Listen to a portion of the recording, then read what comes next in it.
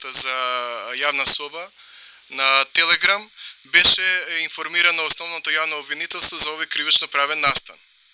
Истовремено беа собрани сите информации од јавната соба за профилите и за фотографиите.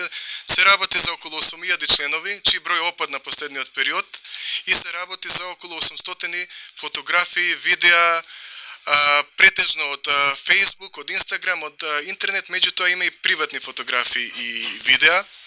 Истовремено испратено е барање до Telegram, чија седиште е во Обединетото кралство, во Велика Британија, при што побарано е да не информираат за телефонските броеви и да ги се идентификуваат, има двајца администратори и двајца модератори, а истовремено ќе се бараат информации и податоци за сите оние учесници во јавна соба кои што го прекршиле законот, односно членот 193а, кој што се работи за производство и дистрибуција на детска порнографија. Истовремено може да се водат постапки по член 149, тоа е злоупотреба на лични податоци. Паралелно со тоа побарано е нели и забрана на јавна соба.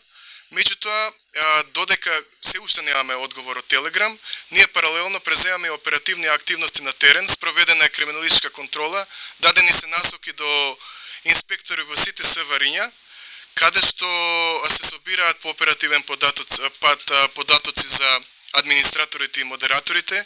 Веќе имаме и многу релевантни сознанија на овој план во смисла на идентификување на дел од луѓето кои што ја менаџирале ова група на Телеграм. Меѓутоа, во интерес на истрагата, јас не би идел со конкретни имења во моментот, заради тоа што се е тоа уште во фаза на истрага.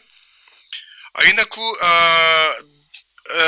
идентификувани се, значи даде име на насока на инспектори од сите СВР-ња да ги хендлираат жртвите и сите оние кои што се приват по основа дека им се злоупотребени личните податоци